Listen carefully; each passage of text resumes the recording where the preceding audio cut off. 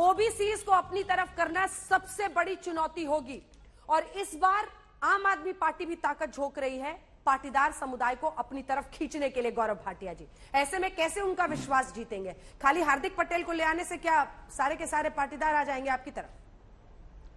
देखिए, सर्वप्रथम तो एक बात स्पष्ट कह देना चाहता हूं कि 6 बार लगातार चुनाव जीतना, 27 साल जनता की सेवा करना, हाँ, ये अपने आप में एक ऐतिहासिक बात है और हम पुनः इतिहास रचेंगे। 7वीं बार भी भारतीय जनता पार्टी 2/3 से ज्यादा सीटें लाएगी और जनता की सेवा आगे करेगी। बदला क्या है? अभी आप ही के कॉन्क्लेव में श्री अमित शाह जी ने बताया किस तरह से गुजरात में पहले कर्फ्यू लग जाता था, सांप्रदायिक राजनीति होती थी, दंगे होते थे।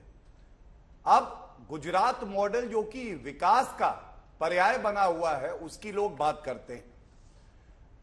मैं एक बात जरूर कहूंगा, मैंने आपका सर्वे बड़े ध्यान से देखा अंजना जी। हाँ। कांग्रेस पे सवाल वो करूंगा जो जनता भी कर रही है वहां की, लेकिन ऐसा क्यों है कि आप कहती हैं कि मुसलमानों को इतना टिकट दिया? हाँ। इस देश में अल्पसंख्यक तो सिख भी हैं, जैन भी हैं, बुद्ध भी हैं। ऐसा क्यों है कि उनके बारे में, यहां ईसाइयों के बारे में बात नहीं हुई, केवल मुसलमानों को, ऐसे जैसे मुसलमान जो है वो भारतीय नागरिक ना हो, गुजरात के नागरिक ना हो।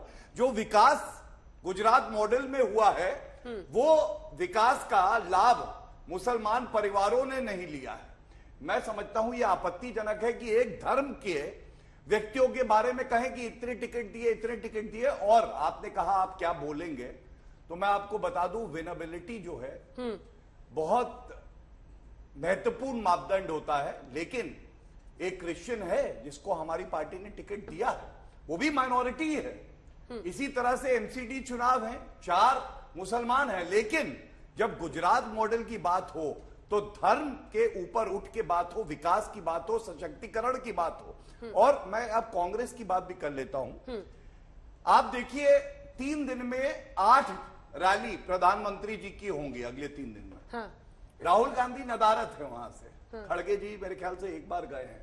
वहां की जनता ये पूछ रही है ऐसा क्या है, भारत जोड़ो यात्रा निकालते हो, गुजरात को छोड़ देते हो। दूसरी बात, स्टार कैंपेनर की लिस्ट आई, ये पार्टी की विचारधारा का प्रतीक है।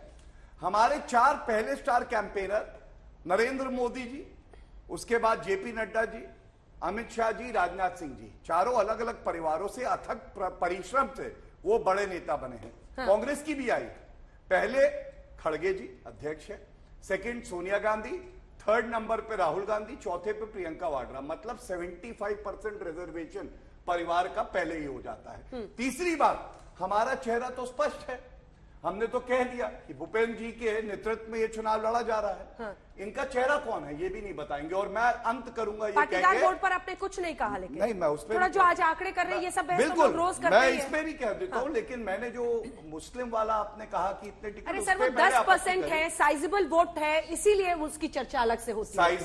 साइजेबल वोट हो सकता है। हाँ। लेकिन वो नागरिक है, वो विकास होता है, लाभान्वित होता है। लेकिन पाटीदार पे आपने क्योंकि कहा, मैंने नहीं कहा इसलिए कह दूं, जो मुख्य बिंदु थे वो उठाए। आप बताइए, पिछली बार आंदोलन चल रहा था, हाँ। एड़ी चोटी का जोर इन्होंने लगाया, हार्दिक पटेल इनकी तरफ थे तब। आज हार्दिक पटेल जी हमारी पार्टी में है, अल्पेश ठाकुर हमारे साथ है, अहमद पटेल जी जो इनके लिए बहुत बड़े नेता थे और वाकई बड़े नेता थे, सम्मानित थे। पहला चुनाव है उनके स्वर्गवास के बाद जो कांग्रेस गुजरात में अब लड़ रही है। ये सारे जो चीजें हैं ये दिखाती हैं कि भारतीय जनता पार्टी मजबूती से आगे बढ़ रही है और दूसरी तरफ कांग्रेस पार्टी है जो अपने अस्तित्व की लड़ाई लड़ रही है।